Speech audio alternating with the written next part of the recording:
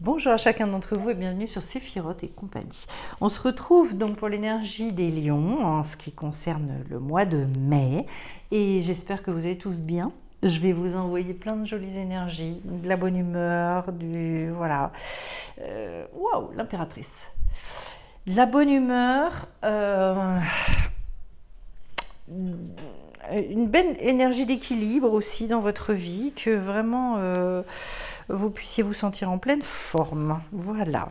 Ouais, la forme aussi, la forme physique, l'élan vital. Vous savez ce qui fait qu'on est content de se lever le matin. Allez, et puis on y va. Alors, pour les lions, sur le mois de... J'ai envie de celle-là. Waouh, la tour. Bon, ça commence les lions. Maison Dieu. Bon, il y a, eh ben, écoutez, j'ai les deux qui viennent. 4 coupes, 4, voilà. Il y a un bouleversement, hein. On vous sort de votre confort, là. Il y a quelque chose qui... Enfin, voilà, vous venez de certains bouleversements et je pense que vous allez retrouver une espèce de stabilité. Parce que le 4, c'est vraiment... Alors, le fait que j'en ai deux, et on va aller voir dans quel domaine vous allez retrouver ça. Là, je passe sur un 9 de bâton. Wow, bah alors là, je vais vous dire, la symbolique de cette carte-là, elle est phénoménale. Phénoménale. 10 après, 9, 10. Vous êtes clairement sur une fin de cycle. Clairement. Il y a quelque chose à laisser derrière vous. Et l'As de Pentacle, je suis très contente. Ça y est, il y a quelque chose qui redémarre. Bon, alors, en arcane majeur, les lions, qu'on vous explique un peu. Impératrice ici en dos de deck, autrement dit, l'impératrice, elle est capable d'exprimer, c'est-à-dire que quand on en est au stade où on sait exprimer, ça veut dire qu'on a intégré les choses, ça veut dire que votre projet, que ce dont vous êtes porteur, ce que vous avez eu en gestation au niveau du degré de la papesse, eh bien, au niveau, avec l'impératrice, ça va être capable d'être dit. Et quand on en arrive au stade de l'expression, c'est un stade fondamental parce que là, on est au niveau du pouvoir du verbe créateur. C'est-à-dire, ça veut dire que c'est suffisamment clair dans votre tête maintenant, dans votre cœur aussi. Donc, c'est pas rien, hein, ce degré-là. C'est un moment d'explosion. C'est un moment où, je dirais... vous allez pouvoir déjà vous rassurer par rapport à ce que vous souhaitiez vivre, je dirais. C'est un état aussi où du coup, peut-être il y a moins d'impatience à l'intérieur, il y a moins d'agitation, en tout cas, voilà, on est plus dans l'assurance, hein, parce qu'on est déjà au degré de l'impératrice, donc reprise de confiance en soi, reprise aussi quelque part une forme de capacité de décider, voilà. Après le démarrage, après la papesse, où c'est un degré très intérieur, où il peut y avoir quand même un certain nombre de questions qui ne cessent de tourner dans la tête, eh bien l'impératrice permet de stabiliser les choses. Et il est bien question de ça dans votre tirage, de toute façon, en sachant qu'on est bien sur des nouveaux projets, on est bien sur des nouveaux territoires à conquérir. Alors, la tour m'indique, puisque je commence, donc c'est la maison Dieu, qu'il y avait des enfermements. Logiquement, vous devez en sortir. La tour, elle intervient parce que il y a des prises de conscience. Et des prises de conscience parce que extérieurement, nous fait traverser certains événements qui sont pénibles, ou pénibles, ou joyeux d'ailleurs, mais des événements qui à un moment donné nous bousculent. Souvent, c'est pour ça qu'on dit plutôt pénible, parce que c'est rarement dans les trucs où on est hyper heureux qu'on se remet en question. Résultat, c'est qu'en fait, j'explose en fait, hein, les conventions, les limites, tout ce que je m'étais mis dans la tête, où finalement j'étais enfermée dedans. Et bien la tour, justement, elle permet de sortir, enfin la maison de Dieu permet de sortir de tout ça. C'est un moment d'illumination. C'est un moment où, donc si vous avez vécu cette période de grande déstabilisation, ça veut dire que vient le moment aussi où voilà, il y a l'éclair qui arrive et d'un seul coup, c'est la fertilité qui peut revenir. Derrière, c'est la coupe et l'épée.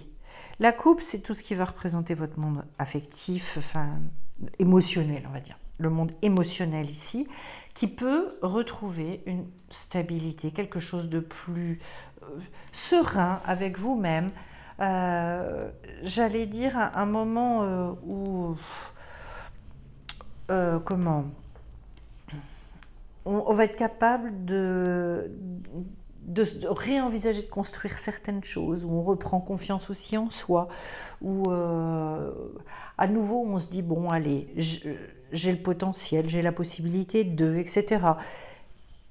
Ce sont des moments qui sont nécessaires parce que ce sont des moments où on reprend l'énergie suffisamment, enfin une énergie suffisamment de calme intérieur pour pouvoir repartir, qui se complète avec le côté plus mental ou le côté plus esprit aussi.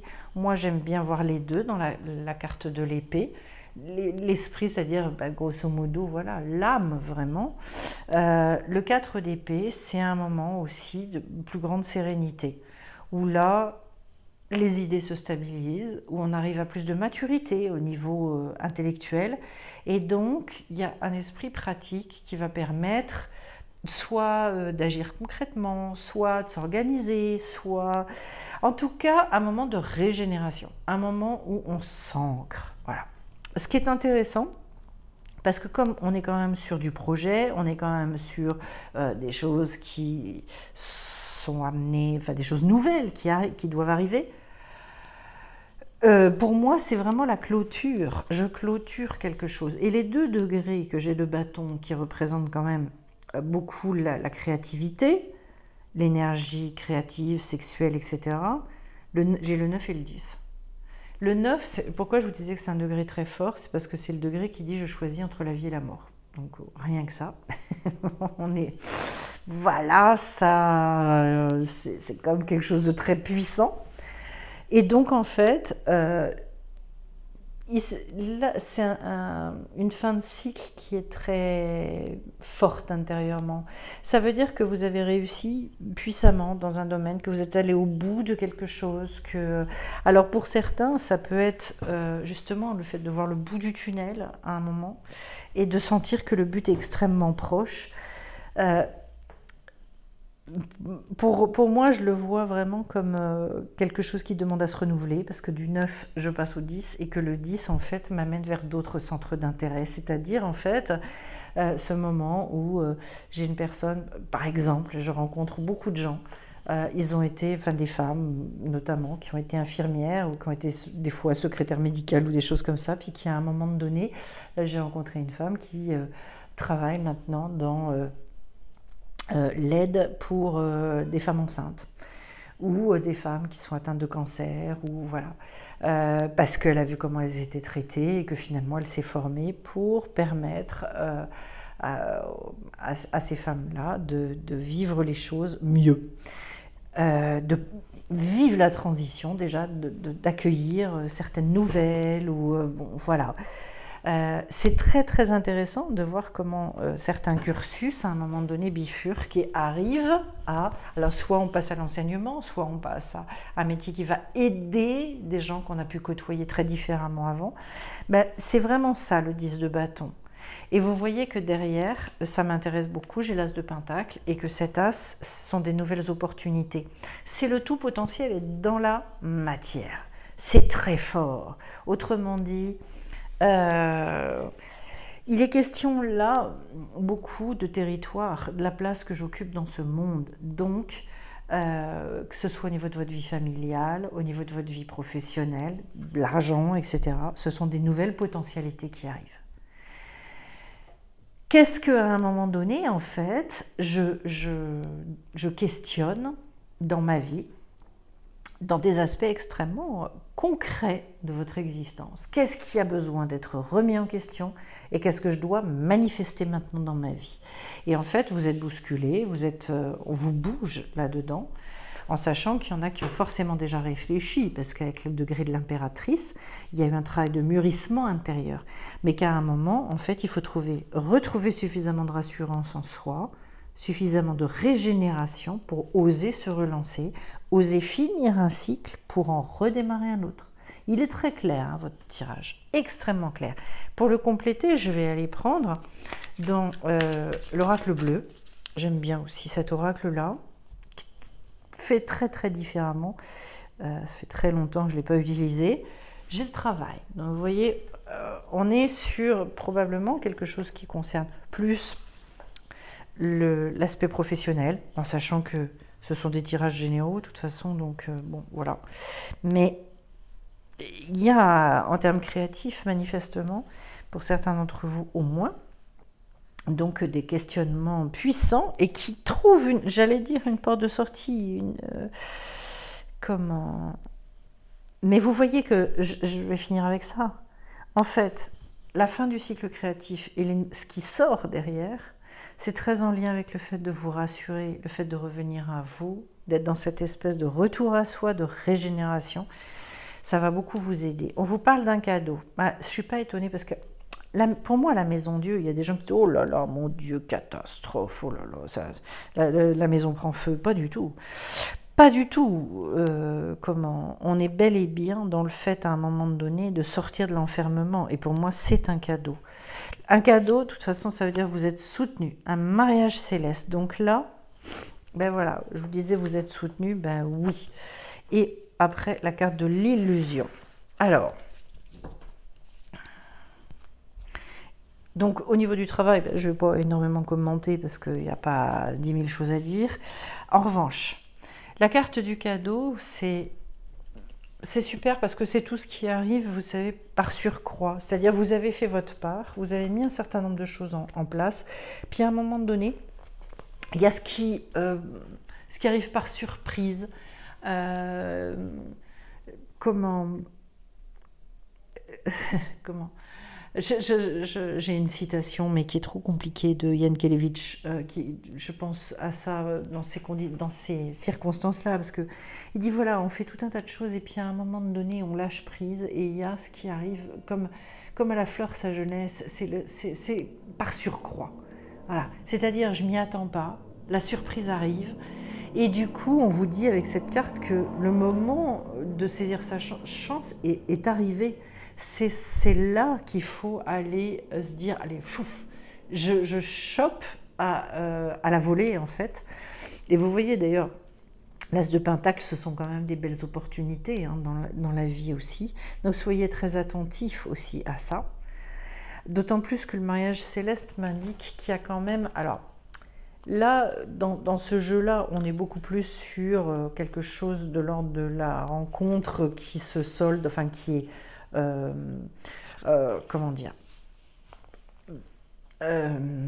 qui est guidé par le ciel, mais c'est tout ce qui va être fusion des sentiments. Moi, j'adore toujours voir dans l'union, le mariage, etc., le fait de revenir au un, c'est-à-dire il n'y a plus de division.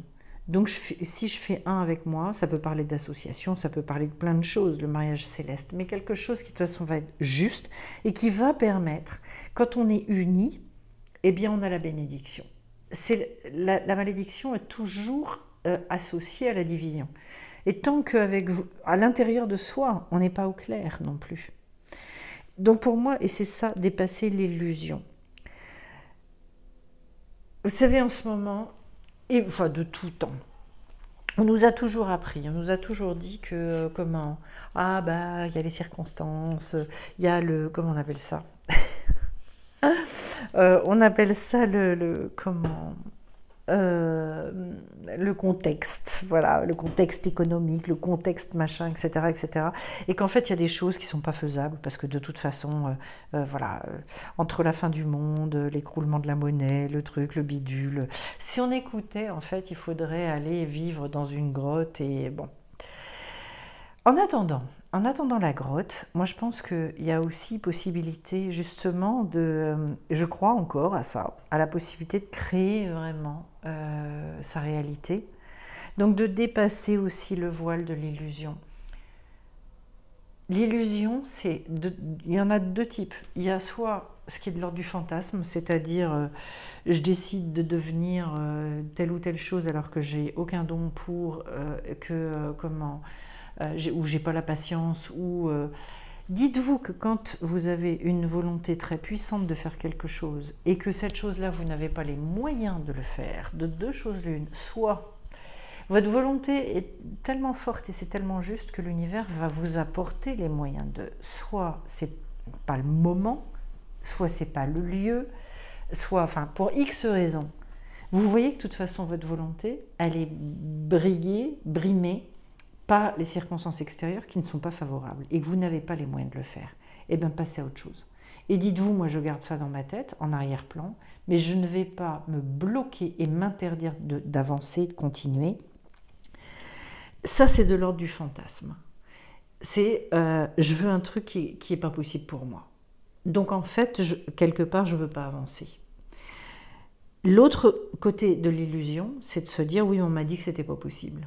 C'est-à-dire, et cette fois-ci, c'est pas la vie qui vous dit c'est pas possible pour vous, c'est vous qui vous interdisez quelque chose au motif que le contexte économique, le machin, etc., etc. Et moi, je pense que mais tout ça, tout ça doit s'expliquer normalement pour savoir et comprendre un petit peu comment fonctionne la vie. Mais y a des choses, et quand on les a suffisamment vissées à l'intérieur de soi, et quand on est suffisamment dans l'évidence, et ben de toute façon, les choses, elles s'ouvrent. Voilà. Donc, entre le fantasme et l'illusion de l'impossibilité de ces fermetures, bah, c'est un équilibre à trouver pour comprendre un peu comment les choses fonctionnent. De toute façon, il est évident pour vous, les lions, que vous devez repartir sur un nouveau cycle, qu'il y a quelque chose à laisser derrière vous et qu'on vous dit de choisir clairement la vie. La vie, en fait, c'est quoi la vie? C'est ce qui vous nourrit de l'intérieur, ce qui vous mobilise, ce qui est fertile aussi dans votre vie. Voilà. L'infertilité, vous savez comment moi je la définirais? Enfin, je regarde dans ma vie et je regarde toujours qu'est-ce que ça me coûte par rapport à ce que ça me rapporte. C'est-à-dire, quand je mets des choses en place, pour voir si c'est juste, est-ce que quand l'énergie que ça me demande me coûte beaucoup, beaucoup plus que ce que ça me rapporte, je me dis c'est qu'il y a un problème, c'est que c'est pas juste. Je cherche l'équilibre en tout dans ma vie. Voilà. Et donc, il y a des choses, en fait, ça a pu être extraordinairement juste pendant X temps, et puis à un moment, ça ne l'est plus. Donc, on passe à autre chose. Ça veut dire qu'il faut réinventer, ça veut dire qu'il faut passer un cap. Il y a des fois, il peut y avoir très longtemps entre deux caps, puis il y a des fois, ça peut être relativement court, parce qu'il y a des petites choses à réadapter. Alors, j'ai le souffle du messager.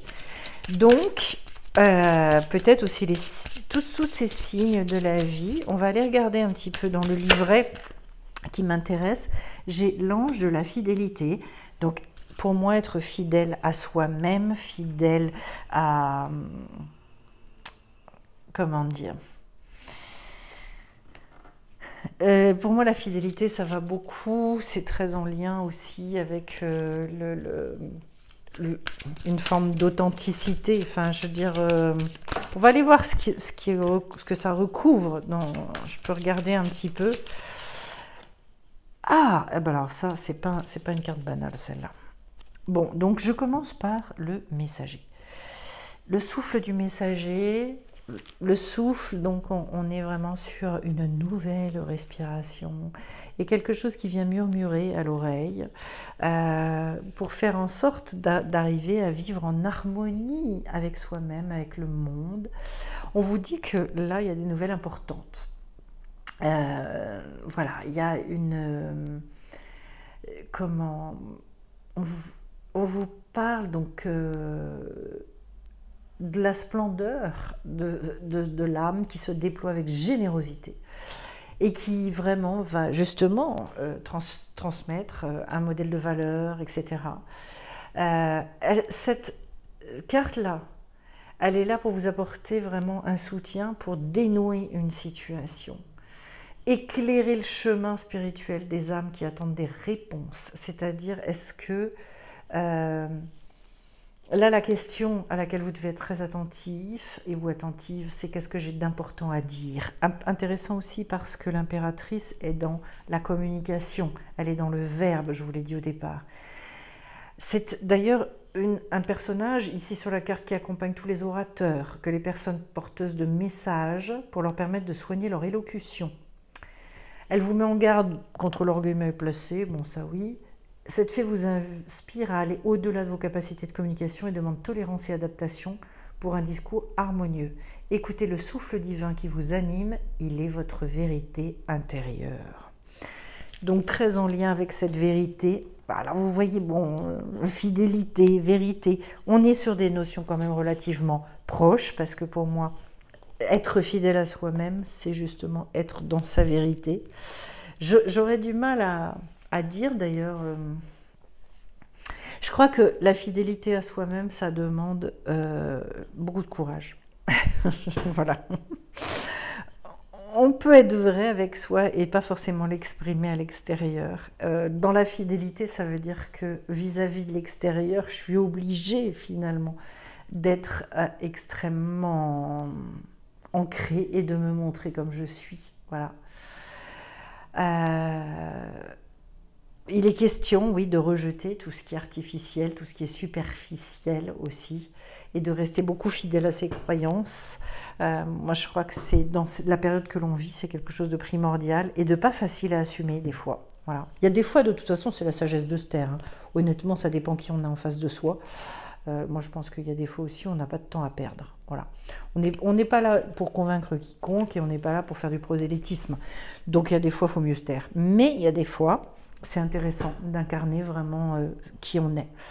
Alors, avec cette carte-là, je finis. Et là, c'est une carte, c'est celui qui n'a pas de nom, c'est le tout, qui est aussi le 1, ce qu'on appelle le Echad, c'est l'alpha et l'oméga, c'est donc le Aleph et le Tav en hébreu. Je vous dirais, c'est une carte très très forte, pardon, quelque chose où vous voyez bien que on est dans le fait de se recentrer, d'aller à l'essentiel, de revenir au Echad, au 1. Il ne faut plus de division, on a besoin vraiment de faire un avec soi, un avec la vie, enfin bref. On vous dit aussi avec cette carte qu'il est justement de rester sur votre conviction parce que c'est juste, de faire appel à la force justement du 1. Donc, vous l'appelez comme vous voulez. En tout cas, c'est un moment un petit peu important dans votre vie, j'ai l'impression, parce que il y a de gros potentiel de toute façon hein, avec cet as de pentacle, ça j'en suis persuadée. Et il y a certainement quelque chose à saisir. Soyez très à l'écoute, soyez très en lien avec peut-être avec l'univers, prenez ce temps dans la nature, etc. Et puis voilà, j'espère que ce tirage vous aura parlé et je vous remercie d'avance pour vos likes, pour vos commentaires.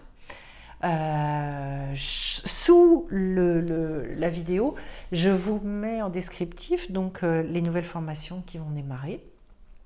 Donc n'hésitez pas à aller voir, que ce soit sur le site, hein, je mets des liens et donc plein de jolies choses à partager à venir. Et je vous souhaite à tous un très beau mois de mai. Bye bye.